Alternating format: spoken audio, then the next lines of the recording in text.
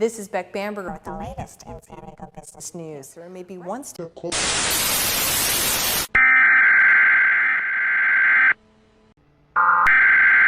We'll interrupt our program to bring you this important message.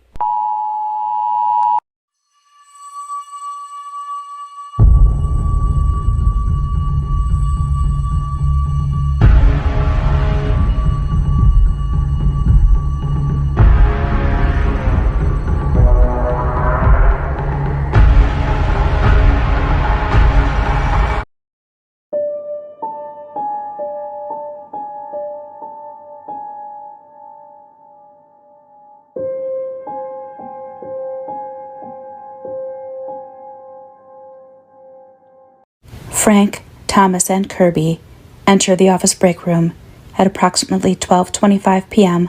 on a Tuesday afternoon. Each man has various containers designed for holding food and drink, and as they lazily slump into the fiberglass chairs that were haphazardly pushed under the table after their previous uses, the room echoes of the sounds of Tupperware lids flying open and Velcroed bags releasing their treasures. God damn it, Thomas rolls his eyes. Frank, with a mouthful of cold pizza, mumbles in empathy, "Wife packed you tuna salad again, huh?" Thomas tosses the soggy sandwich down onto the table with a resounding glop. She knows I hate this stuff. I swear, I've almost reached my breaking point with this shit. Why don't you just pack your own lunch? Kirby attempts to speak through teeth caked with salad. A drip of ranch dressing falls from Kirby's lip and collides with the table. Thomas just glares at Kirby in disdain. You don't get it, man. I've told her like 50 times. I don't like tuna salad. But does she listen? No. Thomas raises his right hand to his forehead. I swear, I'm up to here with this. Well, at least you're not like that one guy. Frank wipes his mouth of the residual pepperoni grease with a cheap paper napkin. What one guy? Thomas looks at Frank in slight confusion. You talking about that guy from Campo Tools? I heard about it on the news last week. Kirby chimes in. He has already begun digging into his pudding cup. Thomas spins around to Kirby. What the hell are you guys talking about? Frank wipes off his hands with another napkin, folds his hands in front of him and leans in quietly. Thomas and Kirby follow suit. You see, there was this guy over at CompuTools. Nice guy, I hear. What was his name? Frank concentrates on the ceiling, searching for a name. Suddenly, he snaps his fingers. Phil Curbson. Anyway, he was one of those diligent workers, never complained, always got his work done before a deadline. Hell, he would even stay late to make sure that his perfect record was never tarnished. Thomas chimes in. Ugh, I hate those guys. Well, supposedly, CompuTools hired this new hotshot manager, basically ROTC'd up from corporate, never lifted a finger in his life and got to skip right to the front. Thomas shakes his head in disgust. Exactly. So this guy was brought in to... Frank raises his fingers to make quotations. Help. And since this douche really didn't know anything about CompuTools products, he would just bark orders and micromanage everyone. Everyone in the office was buzzing. We're gonna quit. Let's get HR involved. This guy is completely heartless. And the usual empty water cooler promises. Everyone was in a tiff, except Phil. Phil would mind his own business and do his work with a silent smile. He would even go as far as asking this new manager, anything else I can do to help? Well, I don't know if that manager deliberately planned to be this malicious or if it was just common nature for him, but he got this notion in his head to see how far he could bend Phil. Until he broke.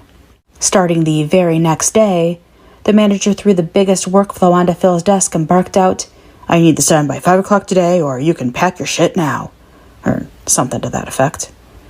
Phil quietly turned to face the manager, smiled his calm, innocent smile and said, Sure thing, boss. 5 o'clock rolls around and Phil walks into the manager's office and proudly places the completed report onto the man's desk. Here you go, boss. The manager looked up from polishing and buffing his prized 600-pound marble desk to the completed pile of papers with a complete look of shock. How could one man complete that report in only 7.5 short hours. His eyes then shifted from the report to glare viciously at Phil's calm, lucid face. "Anything else I can do to help?" smiled Phil. The manager simply shook his head in disbelief. "Okay, well, I'm going to head out for the day, sir. You have yourself a great evening."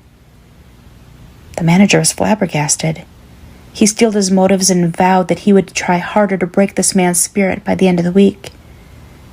Well, the end of the week came and went, and still Phil was as cheerful as ever, always responding to every outrageous task with a happy, "Sure thing," and then turning in the completed work to the manager at the end of the day with a pleasant, "Anything else I can do to help?"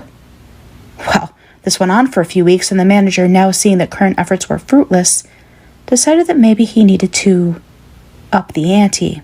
The manager would now bombard Phil with major accounts and lengthy business trips and tedious conferences, all to quell his passion that Phil must be broken. But with every new and more difficult task, Phil would embrace it with a "Sure thing, boss," and come back for more with a sunny, "Anything else I can do to help?" The manager, now at his wit's end, had one more trick up his sleeve.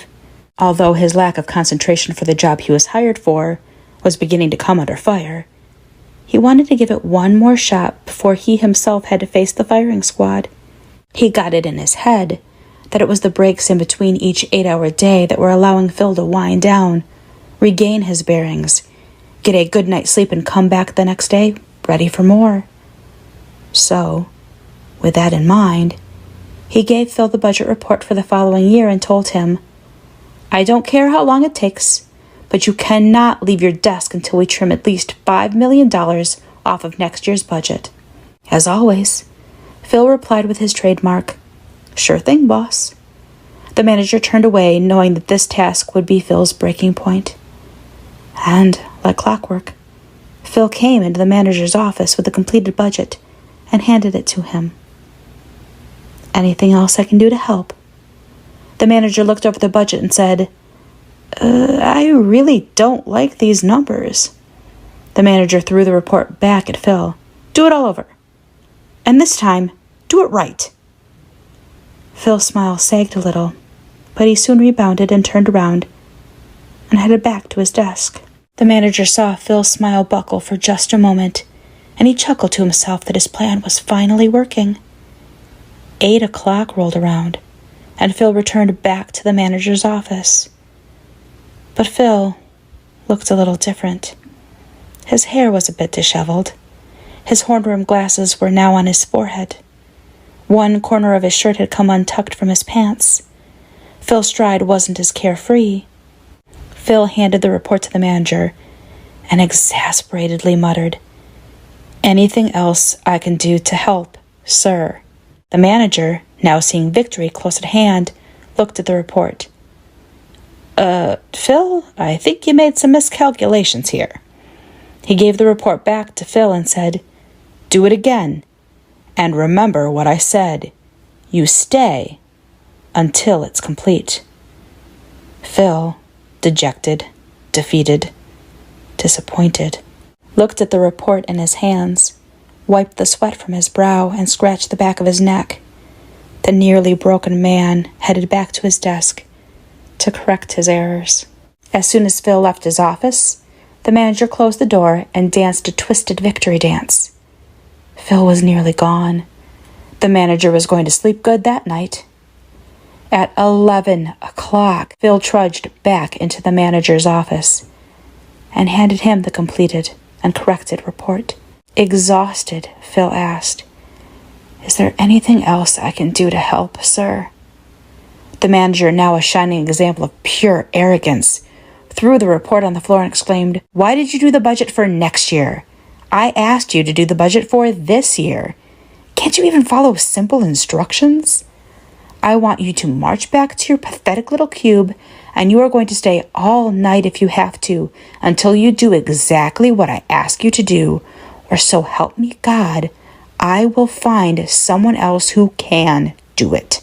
Now, no one knows exactly what happened next, but some of the late-night stragglers who heard the manager's tirade claimed that as soon as he was finished, Phil took off his glasses, cleaned them off with the corner of his shirt that was still untucked, put his glasses back on, and closed all of the blinds in the manager's office. What came from the room next was a thunderous crash and a high-pitched shriek. The door flew open, and the manager bolted out of the room with glass shards in his hair, bleeding profusely from his face, screaming, "Call security! Call security!" Witnesses then claimed that they saw Phil calmly walk out of the office. Blood spattered about his shirt and hands. He held a letter opener in his right hand, now stained with blood. Phil's calm and happy expression was lost to a visage one person could only describe as berserk. Phil's brow furrowed, scrunching his eyebrows into wide arches. His teeth gnashed and, according to one person, appeared sharp and pointed. His skin, once pale and fair, was now red and scaly. His slick hair now flailed wildly about his head and danced of its own accord. Phil marched toward the cowering manager. "Sure thing. Sure thing. Sure thing." Phil continued to chant these two words over and over, and the volume of his voice continued to climb until he was shrieking. Phil destroyed everything in his path to get to the manager, who was now scrambling for the elevator. He turned over cubicle walls, hurled the office printer, and overturned desks, but was still marching at a steady pace. Not once did Phil's gait increase in speed. The elevator doors finally opened and the manager quickly darted inside. And as he was frantically pounding on the door close button, Phil's arm thrust inside the cabin as the doors began to shut. The manager let out a girlish cry for help, and then... Thomas, now sitting on the edge of his seat, blinks. "Yeah, well," Frank continues, "security hauled him away. The folks that stuck around for the whole ordeal said that they've never heard Phil use profanity, ever. But on that day, they heard curse words so vile that they almost sounded like they were in some form of ancient tongue, some demonic language. Only by the grace of God was security able to restrain Phil. As the paddy wagon rolled up into the office building drive, witnesses noticed 3 things. First, that Phil was kicking and screaming the entire time and was hardly recognizable. Second, that the manager couldn't stop crying. And third, and the most bizarre, was they realized what made the thunderous crash in the manager's office. The 600-pound marble desk, the manager's prized possession, now lay in pieces outside the office window. "So that's it? What happened after that?" "There had to have been a trial," Thomas exclaims. "Oh, Phil was deemed too mentally unstable to stand trial, so he was committed to the state hospital over in Brookfield. And everything died down and returned to normal. The manager was brought in to see corporate, and he was actually let go because not only did the security cameras record what Phil did to the manager in the office, but they also recorded the manager's outburst on Phil that caused him to snap in the first place." "Just desserts, I say," Thomas comments. Kirby just shakes his head as he starts to clean up his empty containers. "Well, here's the real punchline. And I got this from Sally Boyd over there at CompuTools. She used to be the manager's admin." After the manager was let go, he was cleaning out his temporary desk, and to pass the time he had the radio on. The manager left his office for a moment to go get some boxes. As he returned back to his office, she heard the radio announce, "Phil Curbson, committed to Brookfield State Hospital on Monday, was discovered missing from his cell earlier today." The manager froze in horror, and as Sally turned around to see the manager's expression, the door violently slammed in her face, knocking her backward onto the ground. As she recovered from her fall, she told me that she could clearly hear the manager pleading for his life.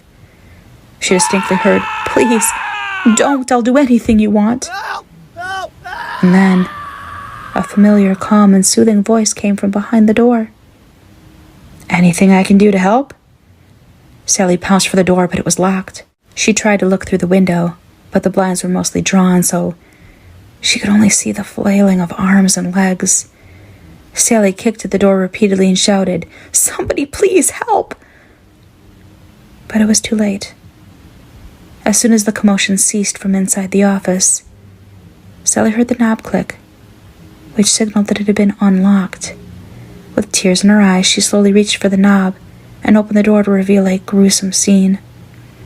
The manager was splayed open from his throat to his pelvis, rib cage and organs exposed. His hands were twisted into contorted knots of flesh and knuckle. His face was warped into an expression of unrelenting anguish and fear, eyes wide, jaw locked, nose broken and twisted. In his left hand, its last cadence drawing to a close, was the manager's own heart. Sally and some of the onlookers who had finally gained access to the room then looked up to see the following message sprawled on the bare, dingy yellow office wall. "We were wrong. He had a heart after all." Jesus. Thomas had to hold back the vomit by covering his mouth.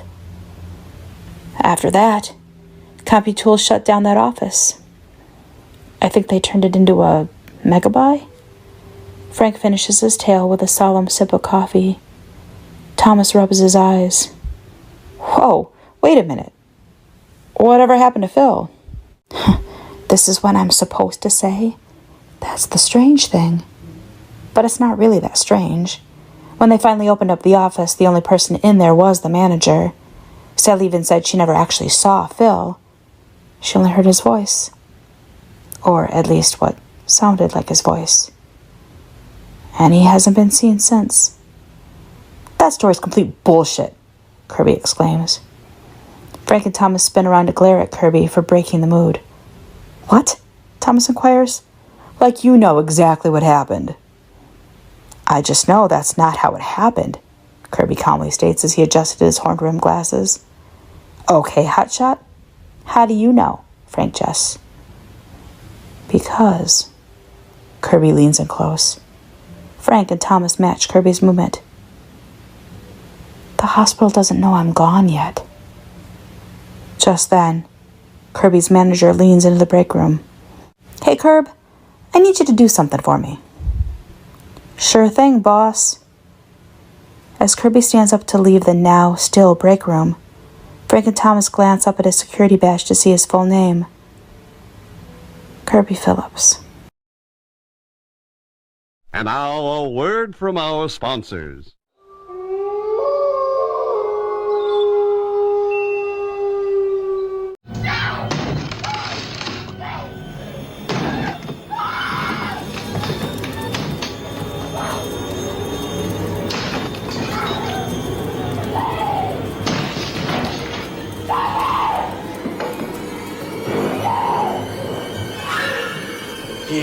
VENATOS. Spooktober 2022 is proudly sponsored by PressStart Productions' favorite, VENATOS.